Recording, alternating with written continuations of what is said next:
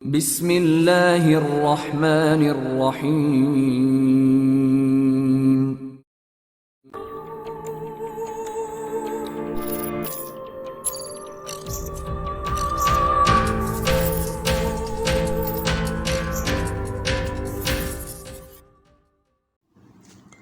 السلام علیکم دوستو، top victory Imran series novel by Mazhar claim MA۔ اگر آپ نے ابھی تک ہمارے چینل جاسوسی دنیا کو سبسکرائب نہیں کیا تو سبسکرائب کریں اور بیل آئیکن پر کلک کیجیے۔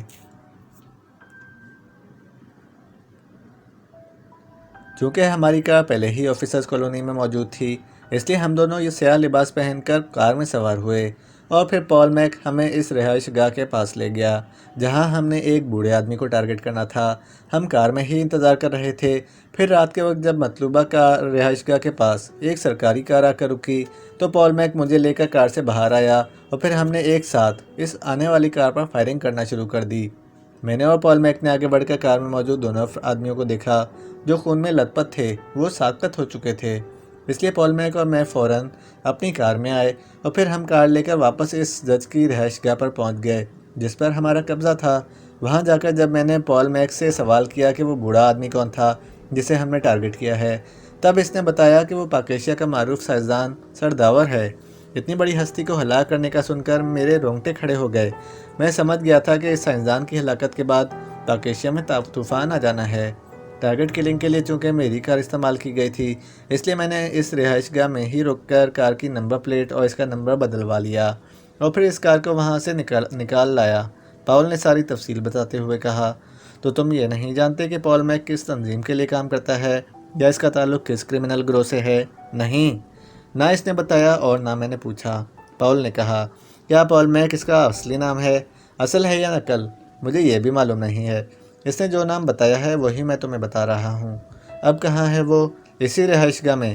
وہ اس رہائش گاہ میں خود کو سیف سمجھتا ہے اور آج رات وہ وہاں سے نکل جائے گا۔ وہ کرانس جانا چاہتا ہے اور آج رات کی فلائٹ میں اس نے اپنی سیٹ بھی کنفرم کرا لی ہے۔ تمہارے ساتھی بھی اس کے ساتھ وہاں موجود ہیں؟ ہاں، وہ سب ابھی وہیں ہیں۔ جیسے ہی پال میک وہاں سے روانہ ہوگا میرے ساتھی بھی وہاں سے نکل جائیں گے۔ کیا وہ میک اپ میں رہتا ہے؟ ہاں، وہ میک اپ میں رہتا ہے اور وہ جتنے دن میرے ساتھ رہا ہے روز ہی نیا میک اپ کرتا تھا۔ تم نے اس کا اصل چہرہ تو دیکھا ہوگا؟ عمران نے کہا، نہیں، وہ میرے سامنے کبھی اصل چہرے میں نہیں آیا۔ وہ ہمیشہ نئے روپ میں میرے سامنے آتا ہے۔ وہ اس قدر حیرت انگیز انداز میں روپ بدلتا ہے کہ مجھے بھی اسے پہچاننا مشکل ہو جاتا ہے۔ جب تک وہ خود اپنے بارے میں نہ بتا دے کوئی اسے نہیں پہچان سکتا۔ پاول نے کہا، تمہارے سامنے اب تک وہ کتنی بار روپ بدل چکا ہے؟ غالباً 10 بار۔ پاول نے کہا، وہ تمہارے سامنے جس روپ میں آیا تھا مجھے اس کی تفصیل بتاؤ۔ لیکن کیوں؟ تم اس قدر گہرائی سے اس کے بارے میں کیوں پوچھ رہے ہو؟ پہلے تم بتاؤ، پھر میں تمہارے سوال کا جواب بھی دوں گا۔ عمران نے کہا تو پاول چند لمحے اسے عجیب سی نظروں سے دیکھتا رہا۔ پھر اس نے پال میک کے ان میک اپس کے بارے میں بتانا شروع کر دیا جو پال میک نے بدلے تھے۔ اب ایک آخری بات بتاؤ، پھر تمہاری چھٹی۔ چھٹی کیا مطلب؟ میرا مطلب ہے تم سے مزید کوئی بات نہیں پوچھوں گا۔ ٹھیک ہے، پوچھو، کیا ہے آخری بات؟ پاول نے ایک طویل سانس لیتے ہوئے کہا، جس جج کی رہائش گاہ پر تم نے اپنے ساتھی کے ذریعے قبضہ کرایا تھا، ان کے بارے میں تمہیں بتایا ہے کہ تمہارے ساتھی نے کوٹھی میں داخل ہو کر گیس کیپسول توڑ کر انہیں ان کے گارڈز اور ملازمین کے ساتھ بیہوش کیا تھا۔ یہ بتاؤ کہ وہ سب زندہ ہیں یا تم نے انہیں بھی ہلاک کرا دیا ہے؟ جب تک میرے اور میرے دوسرے آدمیوں کے لیے آفیسرز کالونی میں داخل ہونے کے لیے اس نے پاسز جاری نہیں کیے تھے تب تک وہ زندہ تھے، لیکن چونکہ وہ رہائش گاہ ہمارے لیے بعد میں بھی کام آ سکتی تھی اس لیے ہم نے ان سب کو ختم کر دیا تھا۔ پاول نے ایسے لہجے میں کہا جیسے اسے انسانوں کو کیڑے مکوڑوں کی طرح ہلاک کرنے کا کوئی ملال نہ ہو۔ ان کی لاشیں کہاں ہیں؟ میرے آدمیوں نے ان کی لاشیں رہائش گاہ کے عقبی خالی پلاٹ میں دفنا دی تھیں۔ پاول نے جواب دیا تو عمران نے بے اختیار ہونٹ بھینچ لیے۔ اس رہائش گاہ کا نمبر کیا ہے؟ عمران نے پوچھا تو پاول نے اسے نمبر بتا دیا۔ اسی لمحے عمران ایک جھٹکے سے اٹھ کر کھڑا ہو گیا۔ اس کا چہرہ سرخ ہو رہا تھا۔ کیا ہوا؟ تم اس طرح سے کیوں اٹھ کھڑے ہوئے ہو؟ اب بتاؤ کہ تم مجھ سے پولیس آفیسروں کی طرح پال میک کے بارے میں کیوں پوچھ رہے تھے؟ تم نہ صرف بے گناہ لوگوں کے قاتل ہو بلکہ تم نے پاکیشیا کے عظیم اور وطن پرست سائنسدان کو ہلاک کرنے کی کوشش کی ہے۔ تمہارا یہ جرم ناقابل معافی ہے جس کے تمہیں معافی نہیں دی جا سکتی۔ عمران نے یک لخت سرد لہجے میں کہا تو پاول ایک جھٹکے سے اٹھ کر کھڑا ہو گیا۔ اس کے چہرے پر حیرت اور غصے کے ملے جلے تاثرات ابھر آئے تھے۔ کیا مطلب؟ یہ تم کیا کہہ رہے ہو؟ کیا تم ہوش میں تو ہو؟ پاول نے ایک جھٹکے سے کھڑے ہوتے ہوئے انتہائی غصیلے لہجے میں کہا۔ جوانا، اسے آف کر دو۔ عمران نے اس کی بات کا جواب دینے کی بجائے جوانا کی طرف دیکھتے ہوئے کہا اور مڑ کر بیرونی دروازے کی طرف بڑھتا چلا گیا۔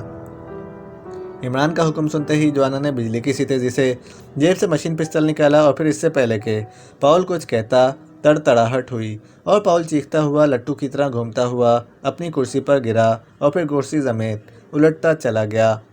عمران نے کمرے میں داخل ہوتے ہی دیکھ لیا تھا کہ کمرہ ساؤنڈ پروف ہے، اس لیے اسے معلوم تھا کہ فائرنگ کی آواز اور پاول کے چیخنے کی آواز اس کمرے سے باہر نہ گئی ہوگی، اس لیے وہ اطمینان کے ساتھ پاول کے آفس سے نکلتا چلا گیا۔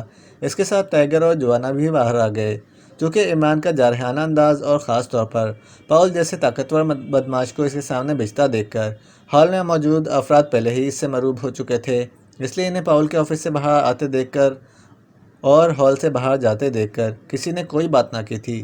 وہ سب باہر آئے اور پارکنگ کی طرف بڑھتے چلے گئے۔ تم جوانا کو آفیسرز کالونی لے جاؤ۔ پاول نے جس کوٹھی کا پتہ بتایا ہے وہاں موجود تمام افراد کو ہلاک کر دو اور پال میک کو رانا ہاؤس پہنچا دو۔ یاد رہے، پال میک کو زندہ اور ہر حال میں رانا ہاؤس پہنچنا چاہیے۔ عمران نے ٹائیگر سے مخاطب ہو کر انتہائی سرد لہجے میں کہا تو ٹائیگر نے اسپات میں سر ہلا دیا۔ زاٹان کے دارالحکومت ہنٹن کی 20 منزلہ عمارت کے 8ویں فلور کے لگژری فلیٹ میں ایک خوبصورت اور نوجوان لڑکی بیڈ روم میں انتہائی آرام دہ بیڈ پر لیٹی ہوئی تھی۔ اس لڑکی کے سامنے ایک خوبصورت نئے ماڈل کا انتہائی مہنگا آئی فون موجود تھا جس کے ساتھ ہینڈ فری لگا ہوا تھا جو اس نے کانوں میں لگا رکھے تھے، اور اس آئی فون پر وہ انتہائی دھیمے سروں میں موسیقی سن رہی تھی۔ اس کی آنکھیں بند تھیں اور وہ نہایت دلچسپی اور انہماکی سے مخصوص موسیقی کو خوب انجوائے کر رہی ہے۔ اچانک اس کے سرہانے دائیں طرف پڑے ہوئے ہینڈ بیگ سے ہلکی سی میوزک کی آواز سنائی دی تو لڑکی بے اختیار چونک کر اٹھ بیٹھی۔ اس نے فوراً کانوں سے ہیڈ فونز نکالے اور آئی فون بند کر دیا اور جدید ساخت کا سیل فون اٹھا لیا اور سیل فون کی اسکرین پر ڈسپلے دیکھنے لگی۔ اسکرین پر نیا نمبر فلیش ہو رہا تھا۔ اس نے فوراً ایک بٹن پریس کیا اور سیل فون کان سے لگا لیا۔ ہیلو، مرجینا بول رہی ہوں، لڑکی نے انتہائی سپاٹ لہجے میں کہا۔ اسٹارک بول رہا ہوں۔ اوہ یس، کہاں ہو تم؟ میں اپنے فلیٹ میں ہوں۔ فوراً آفس پہنچو۔ دوسری طرف سے کرخت آواز سنائی دی اور اس کے ساتھ ہی رابطہ ختم ہو گیا تو مرجینا کے چہرے پر تشویش کے تاثرات نمودار ہو گئے۔ وہ فوراً اٹھی اور تیزی سے واش روم میں گھستی چلی گئی۔ تھوڑی دیر بعد وہ تیار ہو کر اور مخصوص لباس پہن کر رہائشی عمارت سے باہر آئی اور پھر وہ اس سرخ رنگ کی اسپورٹس کار میں سوار ہنٹن کی فراخ اور خوبصورت سڑکوں پر آگے بڑھی چلی جا رہی تھی۔ تقریباً آدھے گھنٹے بعد اس نے کار ایک اسپیشل کمرشل بلڈنگ کی عمارت کی پارکنگ میں لے جا کر روکی اور نیچے اتر کر اس نے کار لاک کی اور پھر تیز تیز قدم اٹھاتی وہ عمارت کے مین گیٹ کی طرف بڑھتی چلی گئی۔ 10 منٹ بعد وہ کمرشل عمارت کی 5ویں منزل کے ایک دروازے پر دستک دے رہی تھی جس کے باہر مینیجر کے ساتھ ساتھ امپورٹ ایکسپورٹ کی ایک کمپنی کی پلیٹ موجود تھی۔ چند لمحوں بعد دروازہ خود بخود کھل گیا اور مرجینا اندر داخل ہوئی۔ یہ ایک خاصا بڑا کمرہ تھا جس کے آخری حصے میں ایک میز کے پیچھے کرسی پر ایک نوجوان موجود تھا۔ اس کا چہرہ لمبوترا تھا لیکن آنکھوں میں تیز چمک تھی۔ کیا بات ہے اسٹارک؟ اس طرح اچانک مجھے کیوں کال کی ہے؟ مرجینا نے میز کے قریب جا کر بڑے بے تکلفانہ لہجے میں کہا اور ایک کرسی گھسیٹ کر اطمینان سے اس پر بیٹھ گئی۔ چیف تم سے بات کرنا چاہتا ہے مرجینا، نوجوان نے جواب دیا اور اس کے ساتھ ہی اس نے میز پر رکھے ہوئے سرخ رنگ کے فون کا ریسیور اٹھایا اور تیزی سے نمبر پریس کرنے شروع کر دیے۔ یس، دوسری طرف سے ایک کرخت اور انتہائی سرد آواز سنائی دی۔ اسٹارک بول رہا ہوں چیف۔ بولو، چیف نے کہا۔ مرجینا آ گئی ہے چیف، بات کراؤ میری اس سے، چیف کی آواز سنائی دی۔ یس باس، اسٹارک نے کہا اور پھر اس نے ریسیور مرجینا کی طرف بڑھا دیا اور خود اس نے ہاتھ بڑھا کر فون میں موجود لاؤڈر کا بٹن پریس کر دیا۔ یس چیف، مرجینا بول رہی ہوں، مرجینا نے مؤدبانہ لہجے میں کہا۔ مرجینا، تمہارے لیے ایک بری خبر ہے۔ بری خبر؟ کیا ہوا؟ مرجینا نے چونک کر پوچھا۔ تمہارا منگیتر فوسٹر ہلاک ہو گیا ہے، دوسری طرف سے کہا گیا تو مرجینا کے ساتھ ساتھ میز کی دوسری طرف بیٹھا ہوا اسٹارک بھی بری طرح چونک پڑا۔ فوسٹر ہلاک ہو گیا ہے؟ اوہ اوہ، یہ آپ کیا کہہ رہے ہیں چیف؟ کس طرح؟ وہ کس طرح سے ہلاک ہوا ہے؟ اوہ ویری بیڈ، کیا ہوا ہے اسے؟ کیسے ہلاک ہوا ہے؟ کہاں ہوا ہے؟ مرجینا نے انتہائی بوکھلائے ہوئے لہجے میں کہا۔ سنو، وہ پاکیشیا ایک اسپیشل مشن پر گیا تھا اور وہاں سے اطلاع آئی ہے کہ اس نے رات میں موجود زہریلا کیپسول چبا کر خودکشی کر لی ہے۔ کیونکہ اس کا منصوبہ ناکام ہو گیا تھا اور دشمنوں کے ہتھے چڑھ گیا تھا، اور تم جانتی ہو کہ دشمنوں کے ہتھے چڑھنے کے بعد اسپیشل ایجنٹس کو یہی کرنا پڑتا ہے۔ چیف نے تفصیل بتاتے ہوئے کہا۔ اوہ اوہ، یہ کیسے ہو سکتا ہے چیف؟ اس کا منصوبہ کیسے ناکام ہو سکتا ہے؟ وہ تو ایسے فول پروف منصوبے بناتا ہے کہ آج تک اس کا کوئی منصوبہ کبھی ناکام نہیں ہوا تھا۔ پھر یہ کیا ہوا؟ کوئی تفصیل تو بتائیں۔ ویسے اس نے مجھے اپنے ساتھ چلنے کو کہا تھا، لیکن افسوس، میں نے ایک پسماندہ ملک میں اس کے ساتھ جانے سے انکار کر دیا تھا۔ کاش میں اس کے ساتھ چلی جاتی۔ اگر میں اس کے ساتھ جاتی تو وہ نہ ہی اس کے دشمن ہلاک ہوتے اور نہ وہ اسے ہلاک کرتے۔ کاش کاش، مرجینہ نے رندے ہوئے لہجے میں کہا۔ بہرحال مجھے اس کی موت کا بے حد افسوس ہے مرجینہ، لیکن تم جانتی ہو کہ ہمارے پیشے میں تو ایسا ہوتا ہی رہتا ہے۔ ناکامی کا مطلب ہمیشہ یقینی موت ہوتا ہے۔ اس کے باوجود فوسٹر نے اپنے ملک اور اپنی سروس کی خاطر قربانی دی ہے۔ میں اس کی عظمت کو سلام کرتا ہوں۔ فوسٹر کی موت نے میری ایجنسی کا ذہین ترین ممبر مجھ سے چھین لیا ہے۔ اس کی ہلاکت کی تفصیل ابھی تک مجھے نہیں ملی، جب ملے گی تو تم تک پہنچ جائے گی، دوسری طرف سے کہا گیا، اور اس کے ساتھ ہی رابطہ ختم ہو گیا۔ تو مرجینہ نے ایک طویل سانس لیتے ہوئے ریسیور رکھ دیا۔ اس کے چہرے پر تأسف اور انتہائی دکھ کے تاثرات تھے۔ اس کی آنکھوں میں آنسو امڑ آئے تھے اور اس کا چہرہ ایسے ہو گیا تھا جیسے وہ ابھی پھوٹ پھوٹ کر رونا شروع کر دے گی۔ آئی ایم سوری مرجینہ، یقین کرو یہ بات مجھے بھی معلوم نہیں تھی۔ ذاتی طور پر مجھے فوسٹر کی موت پر بے حد افسوس ہو رہا ہے۔ وہ میرا بہترین ساتھی تھا۔ اب میں تم سے ہمدردی کے سوا کچھ نہیں کہہ سکتا، اسٹارک نے کہا۔ میرا منگیتر اب اس دنیا میں نہیں رہا۔ مجھے یوں محسوس ہو رہا ہے جیسے میں اچانک کسی خلا میں پہنچ گئی ہوں۔ میں رونا چاہتی ہوں۔ میں اکیلی رہ کر اس کی یاد میں آنسو بہانا چاہتی ہوں۔ اس کی ایک ایک بات یاد کرنا چاہتی ہوں۔ اس لیے میں جا رہی ہوں، مرجینہ نے رندھی ہوئی آواز میں کہا، اور ایک جھٹکے سے اٹھ کر وہ تیز تیز قدم اٹھاتی بیرونی دروازے کی طرف بڑھ گئی۔ چند لمحوں بعد اس کی کار انتہائی تیز رفتاری سے اس کے رہائشی فلیٹ کی طرف دوڑی چلی جا رہی تھی۔ فلیٹ میں پہنچ کر مرجینہ واقعی بیڈ پر گر کر کافی دیر تک روتی رہی۔ جب اس کے دل کا غبار نکل گیا تو وہ ایک طویل سانس لیتی ہوئی اٹھی اور واش روم کی طرف بڑھ گئی۔ تھوڑی دیر بعد جب وہ واش روم سے واپس آئی تو اس کے چہرے پر انتہائی سنجیدگی طاری تھی۔ اس نے الماری کھول کر اس میں سے شراب کی ایک بوتل اور ایک گلاس نکالا اور اسے لا کر میز پر رکھا۔ پھر بوتل کھول کر اس نے گلاس میں شراب ڈالی اور گلاس اٹھا کر منہ سے لگا لیا۔ آدھے سے زیادہ گلاس خالی کر کے اس نے گلاس واپس میز پر رکھ دیا۔ اب اس کا ستا ہوا چہرہ قدرے نارمل ہو گیا تھا۔ اس نے میز پر رکھے ہوئے فون کا ریسیور اٹھایا اور تیزی سے نمبر پریس کرنے شروع کر دیے۔ کیسے ہو گیا یہ سب؟ فوسٹر اتنا بزدل تو نہیں تھا کہ دشمنوں کے ہتھے چڑھنے پر وہ خود کو ان سے بچا نہ سکتا۔ ایسا کیا ہوا تھا کہ اسے خود کو ہلاک کرنا پڑا؟ مرجینہ نے ہونٹ چباتے ہوئے کہا۔ چیف نے مجھے تفصیل کیوں نہیں بتائی؟ اسے چاہیے تھا کہ مجھے ان لوگوں کے نام بتاتے جن کی وجہ سے فوسٹر کو اپنی جان گنوانی پڑی ہے۔ وہ کوئی خاص لوگ ہی ہو سکتے ہیں جن کے سامنے فوسٹر اس قدر بے بس ہو گیا کہ اسے خود ہی اپنے آپ کو ہلاک کرنا پڑا۔ مجھے ان لوگوں کا پتہ لگانا ہوگا جس کی وجہ سے فوسٹر نے اپنی جان دی ہے۔ میں ان میں سے ایک کو بھی زندہ نہیں چھوڑوں گی۔ وہ جو بھی ہیں اور پاکیشے میں جہاں بھی ہیں، میں انہیں کھود نکالوں گی، اور جب تک میں ان سے اپنے منگیتر کی موت کا بھیانک انتقام نہیں لے لیتی، میں چین سے نہیں بیٹھوں گی۔ میں جاؤں گی، ضرور جاؤں گی پاکیشیا۔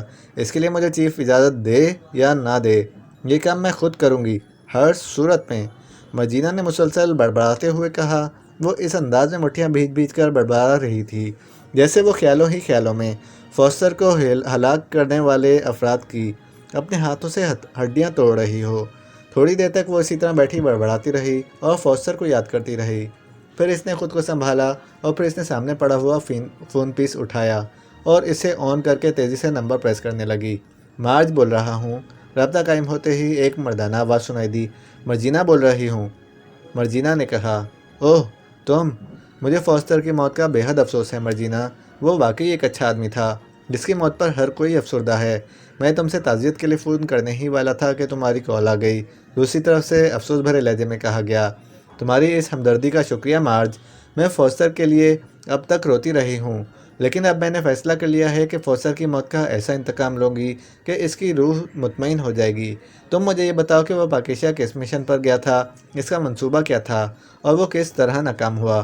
مجھے پلیز ساری تفصیل بتا دو۔ اوہ اچھا، ٹھیک ہے، لیکن یہ بات فون پر بتانے والی نہیں ہے۔ تم اب کہاں ہو؟ میں اپنے فلیٹ میں ہوں، مرجینہ نے کہا۔ ٹھیک ہے، میں خود وہاں آ رہا ہوں، پھر تفصیل سے بات ہوگی، دوسری طرف سے کہا گیا، اور اس کے ساتھ ہی رابطہ ختم ہو گیا۔ تو مرجینہ نے ریسیور رکھا اور شراب کا گلاس اٹھا لیا۔ پھر وہ اس وقت تک مسلسل شراب پیتی رہی جب تک کال بیل کی آواز نہیں سنائی دی۔ کال بیل کی آواز سنتے ہی اس نے گلاس رکھا اور اٹھ کر بیرونی دروازے کی طرف بڑھ گئی۔ کون ہے باہر؟ مرجینہ نے دروازہ کھولنے سے پہلے پوچھا۔ مارج ہوں، باہر سے مارج کی آواز سنائی دی، اور مرجینہ نے دروازہ کھول دیا تو مارج، جو بھاری مگر نہایت مضبوط جسم کا نوجوان تھا، اندر داخل ہوا۔ مرجینہ نے دروازہ بند کر دیا اور پھر وہ دونوں اس کمرے میں آ گئے جہاں مرجینہ بیٹھی شراب پی رہی تھی۔ ہاں، اب تفصیل بتاؤ، کیا ہوا تھا؟ فوسٹر کس مشن پر پاکیزیا گیا تھا اور وہ کون لوگ تھے جن کے سامنے فوسٹر بے بس ہو گیا تھا اور اسے خودکشی پر مجبور ہونا پڑا؟ چیف نے مجھے کچھ نہیں بتایا ہے، وہ مجھے ٹال گیا تھا، اس لیے میں نے خاص طور پر تمہیں فون کیا تھا کیونکہ تم یقیناً جانتے ہو کہ فوسٹر کس مشن پر گیا تھا اور اس کے ساتھ کیا ہوا تھا۔ بتاؤ، مجھے ساری تفصیل بتاؤ۔ مرجینہ نے الماری سے ایک گلاس نکال کر میز پر رکھتے ہوئے کہا، اور ساتھ ہی اس نے کرسی پر بیٹھ کر اپنے گلاس کے ساتھ ساتھ دوسرے گلاس میں بھی شراب ڈال دی۔ نہیں، یہ بات درست نہیں ہے کہ چیف نے تمہیں ٹال دیا تھا۔ جس وقت تم نے چیف سے تفصیل پوچھی تھی اس وقت تفصیل ہیڈ کوارٹر تک پہنچی ہی نہیں تھی، اب پہنچی ہے، اور میرے یہاں آنے سے پہلے چیف نے مجھے خاص طور پر کہا کہ میں تمہیں جا کر تفصیل بتا دوں، اور یہ بھی سچ ہے کہ چیف کو بھی فوسٹر کی موت سے بے حد گہرا صدمہ پہنچا ہے۔ ہاں، میں جانتی ہوں، چیف فوسٹر کو بے حد پسند کرتا تھا اور وہ اسے ہارڈ ماسٹرز کا ہارڈ برج بلکہ سپر مائنڈ کہا کرتا تھا۔ مرجینہ نے طویل سانس لیتے ہوئے کہا، ہاں، فوسٹر واقعی ایسا ہی آدمی تھا، لیکن اس بار اس کا مقابلہ جس شخص سے تھا اس کی ذہانت کی بھی مثالیں دی جاتی ہیں۔ فوسٹر اگر ہارڈ ماسٹر کا ہارڈ برج اور سپر مائنڈڈ تھا تو وہ جس کی وجہ سے اسے خودکشی کرنی پڑی وہ بھی کوئی عام انسان نہیں بلکہ ماسٹر مائنڈڈ انسان ہے۔ مارج نے کہا تو مرجینہ بے اختیار چونک پڑی، اس کے چہرے پر حیرت کے تاثرات ابھر آئے۔ Master minded? اوہ، کون ہے وہ؟ مرجینہ نے حیرت بھرے لہجے میں پوچھا۔ ٹھیک ہے، میں تمہیں تفصیل سے بتاتا ہوں، پھر بات تمہاری سمجھ میں آئے گی۔ زاٹان اور ایشیائی ملک کافرستان کے درمیان حال ہی میں ایک معاہدہ ہوا ہے۔ اس معاہدے کے تحت زاٹان نے ایک خصوصی ساخت کے میزائل کی ٹیکنالوجی کافرستان کو منتقل کرنی ہے، اور نہ صرف ٹیکنالوجی منتقل کرنی ہے بلکہ زاٹان کے خاص سائنسدانوں نے ان میزائلوں کی تیاری کے سلسلے میں کافرستان جا کر کافرستانی سائنسدانوں کی مدد بھی کرنی ہے، اور ایک میزائل اسٹیشن بھی بنانا ہے جس سے پاکیزیا کو ٹارگٹ کیا جا سکے، اور ایک ہی وقت میں پاکیزیا پر اتنے میزائل داغے جا سکیں جن سے پاکیزیا صفحہ ہستی سے مٹ جائے۔ یہ خصوصی ساخت کے میزائل زاٹانی اور کافرستانی سائنسدانوں کی مشترکہ ایجاد ہیں۔ یہ خصوصی ساخت کے میزائل دنیا کے انتہائی خوفناک ترین میزائل ہیں۔ انہیں رے میزائل کا نام دیا گیا ہے، اور ان میں ایسی ریز استعمال کی گئی ہیں جو انسانوں اور زمین کے لیے ایٹم بم سے بھی زیادہ خطرناک ثابت ہوتی ہیں۔ ان کے اثرات انتہائی طاقتور تابکاری سے بھی زیادہ خطرناک ہیں۔ یہی وجہ ہے کہ اقوام متحدہ نے ان رے میزائلوں کی تیاری اور ان کے استعمال پر باقاعدہ پابندی لگا رکھی ہے، اور اس سلسلے میں ہر ملک نے باقاعدہ ایک بین الاقوامی معاہدے پر دستخط کر رکھے ہیں۔ چونکہ ان رے میزائلوں کی ساخت مخصوص ہوتی ہے اس لیے فوری طور پر چیک ہو جاتے ہیں، اس لیے کوئی ملک بھی ان کی تیاری کا رسک نہیں لے سکتا، کیونکہ ایسا کرنے پر پوری دنیا اس کے خلاف ہو جائے گی، اور اس کا معاشی بائیکاٹ بھی ہو سکتا ہے، اور بہت سے دوسرے اقدام بھی ہو سکتے ہیں۔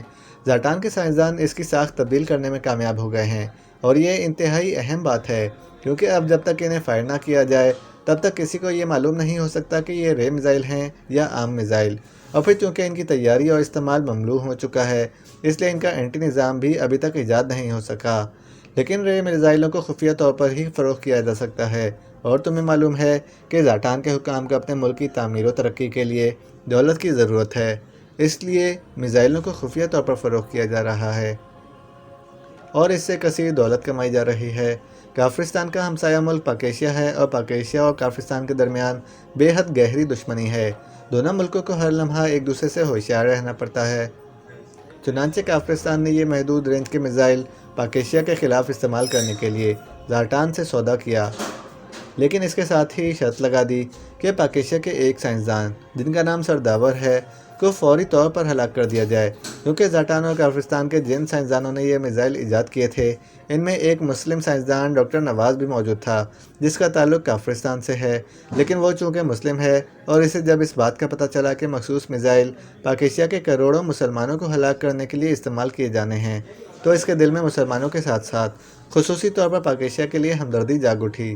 اس نے وقتی طور پر تو کوئی رد عمل ظاہر نہ کیا، لیکن اس نے سوچ لیا تھا کہ وہ زاٹان اور کافرستان کے ہاتھوں پاکیشیا پر یہ ظلم نہیں ہونے دے گا، اور اسے کچھ بھی کیوں نہ کرنا پڑے وہ پاکیشیا کو اس بھیانک اور خوفناک تباہی سے بچا کر رہے گا۔ اور اس کے لیے اس نے نہایت عجیب چکر چلایا تھا۔ مارج نے کہا اور پھر خاموش ہو گیا، جیسے مسلسل بولتے بولتے تھک گیا ہو۔ کیسا چکر؟ اس کے خاموش ہونے پر مرجینا نے پوچھا۔ کافرستانی سائنسدانوں میں ایک سائنسدان ڈاکٹر دان ویر بھی تھا، جس کا قد کاٹ اور شکل تقریباً ڈاکٹر نواز جیسی تھی۔ ڈاکٹر نواز صرف سائنسدان ہی نہیں بلکہ کرمنل سرگرمیوں میں بھی ملوث پایا جاتا رہا تھا۔ اس کا تعلق کافرستان کے بارز اور کلبوں کے بدماشوں سے بھی تھا۔ وہ ان کے ساتھ اٹھتا بیٹھتا تھا اور شراب نوشی کے ساتھ ساتھ نوجوان لڑکیوں کی کمپنی کو بھی پسند کرتا تھا۔ اس کے بارے میں کہا جاتا ہے کہ وہ ان بدماشوں کے ساتھ مل کر چھوٹی موٹی اسمگلنگ کا کام بھی کرتا ہے، جس میں اس کا اپنا بنایا ہوا اسپیشل پاؤڈر موجود ہے، جسے اس نے نارٹرک پاؤڈر کا نام دیا تھا۔ یہ تیز نشہ آور پاؤڈر ہے جو ہیروئن سے بھی زیادہ سکون اور نشہ آور ہے۔ یہ سارے کام وہ میک اپ میں کرتا تھا۔ وہ جب بھی کرمنل ایکٹیویٹیز کے لیے باہر جاتا، میک اپ بدل کر اور اپنی رہائش گاہ کے خفیہ راستوں سے باہر جاتا تھا۔ نارٹرک پاؤڈر، جسے اس نے NP کا نام دیا ہوا تھا، سے وہ بے پناہ دولت کما رہا تھا۔ کرمنل ہونے کے باوجود اس کے دل میں پاکیشیا اور مسلمانوں کے لیے ہمدردی جاگنا حیرت کی بات تھی۔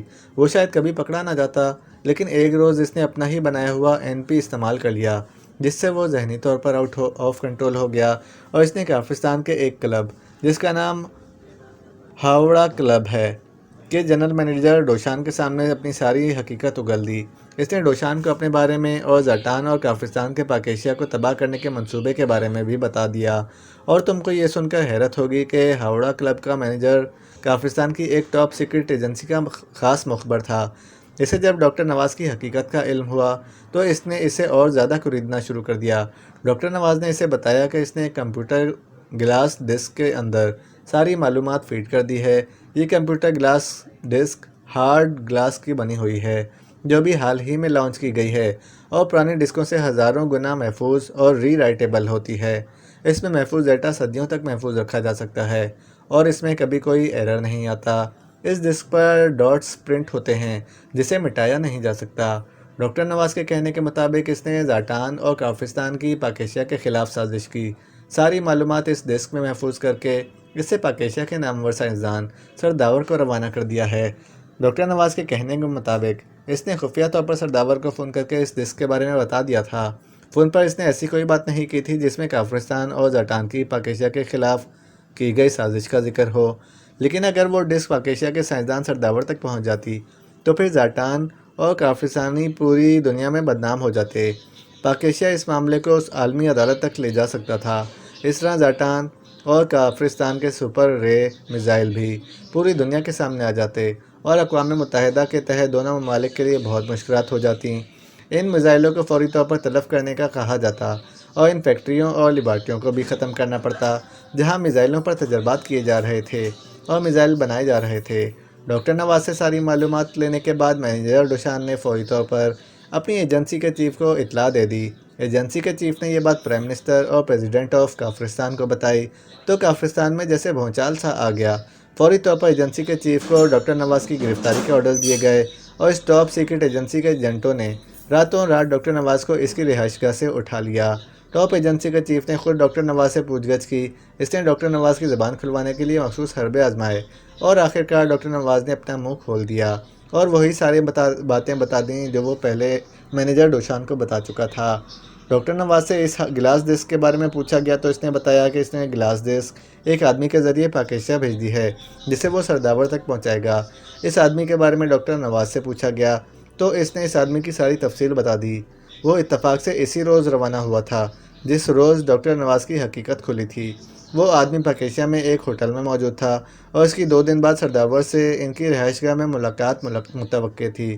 چنانچہ فوری طور پر فوراً ایجنٹوں کو حرکت میں لایا گیا، اور فوراً ایجنٹوں نے اس آدمی کو ہوٹل میں ہی دھر لیا، اور اس سے گلاس ڈسک حاصل کر لی گئی، اور اس آدمی کا بھی خاتمہ کر دیا گیا۔ کیونکہ ڈاکٹر نواز نے سرداور سے خفیہ طور پر فون پر بات کی تھی، اس نے فون پر تو سازش کا کوئی حوالہ نہ دیا تھا، لیکن گلاس ڈسک کے بارے میں سرداور کو ضرور بتا دیا تھا کہ وہ جلد ہی ان تک پہنچ جائے گی، جس میں ان کے لیے سرپرائز موجود ہے۔ اس لیے سرداور بھی زاٹان اور کافرستان مشن کے لیے خطرے کا باعث بن سکتا تھا۔ لہٰذا کافرستان نے ہارڈ ماسٹرز کی خدمات حاصل کیں تاکہ سرداور کو فوری طور پر ہلاک کیا جا سکے، اور اگر وہ اس راز کے بارے میں جانتا ہے تو یہ راز اس کے ساتھ ہی ہمیشہ کے لیے قبر میں چلا جائے۔ یہ کام چونکہ ہارڈ ماسٹرز کا ہارڈ برج اور ماسٹر مائنڈ ایجنٹ فوسٹر ہی کر سکتا تھا، اس لیے اسے فوری طور پر پاکیشیا بھیج دیا گیا تاکہ وہ سرداور کو ٹارگٹ کر سکے، اور اس نے یہی کیا۔